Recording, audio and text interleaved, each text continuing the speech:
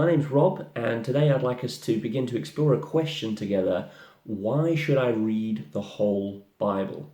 Well, it's a good question, and it's a question that I get asked a lot, usually in the context of people who are still exploring faith for themselves and are trying to decide what they actually believe about Christianity. But strangely enough, I actually think it's a question that's even more relevant for people who already have some knowledge of the Bible. Because so many of us have had our beliefs about God shaped by those verses in the Bible that we tend to highlight with our marker pens.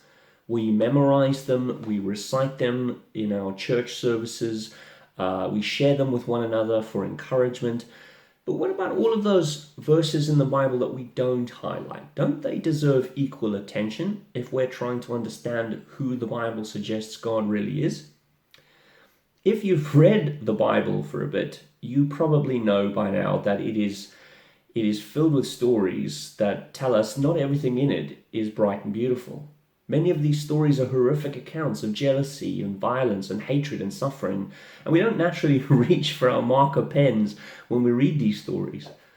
When I was a teenager, I used to go on a lot of Christian camps where, amongst all the fun and the games and the things that we got up to, we were encouraged to memorize and recite a Bible verse or two.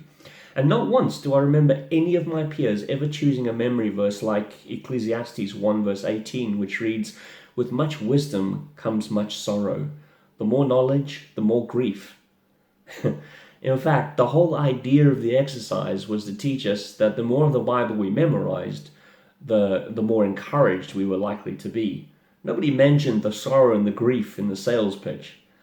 And maybe that was okay. Maybe that was a good thing for me back then when I was a teenager. But I know that life as an adult is filled with situations where if the only Bible verses you can remember are bright and beautiful ones, then you really have no idea how a good and all-powerful God could possibly exist and allow so much suffering and pain. When bad things happen to good people, we're still shocked, even though the Bible is filled with stories of injustice.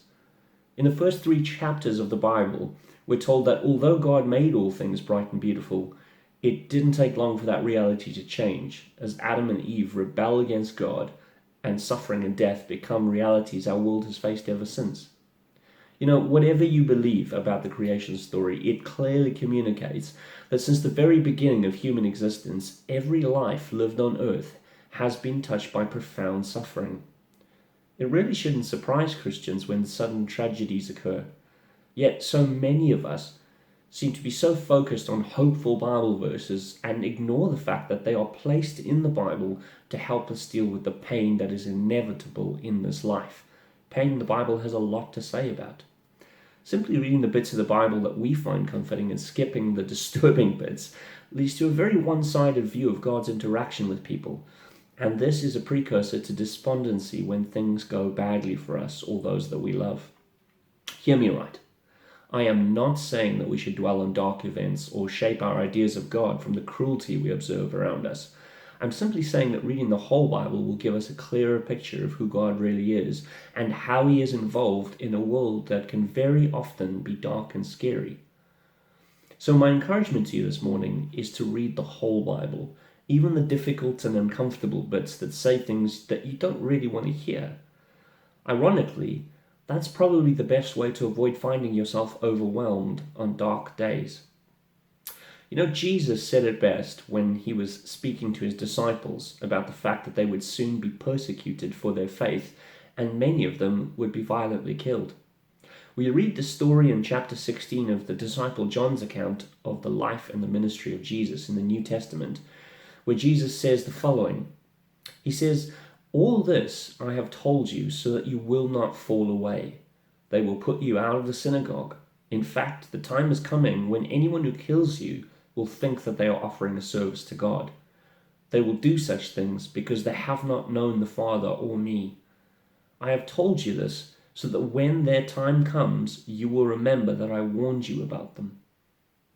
Later on in exactly the same chapter, in verse 22, Jesus continues to warn them. And he says this, he says, "Now is your time of grief, but I will see you again, and you will rejoice, and no one will take away your joy." Then in verses 32 to 33 of the same chapter, Jesus sums up the lesson perfectly by saying, "A time is coming, and in fact has come, when you will be scattered, each to your own home. You will leave me all alone, yet I am not alone, for my Father is with me. I have told you these things, so that in me you may have peace. In this world you will have trouble, but take heart. I have overcome the world." If the disciples had only remembered the encouraging things that Jesus had taught them and said to them, then how do you think they would have responded when they began to become persecuted and killed for following Jesus? They would probably have thought, why is this happening? This isn't fair. Maybe Jesus wasn't the Savior after all, because bad things still happen to his followers. But Jesus had warned them that these things would happen, and then he had encouraged them to hang in there, because things would eventually get better. One day, nobody would take away their joy. That's true for you and I too. But in the meantime, let's take Jesus' advice and allow him to be our peace instead of expecting peace in this world.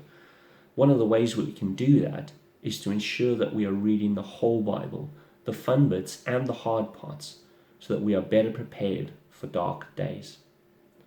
Over the next few days, we're going to be exploring some tough questions that arise in times of suffering. Questions like, who do we really want God to be? Who is he really? How can we know him? And where is he in our suffering? And I do hope you'll join us as we navigate a time that isn't all bright and beautiful together.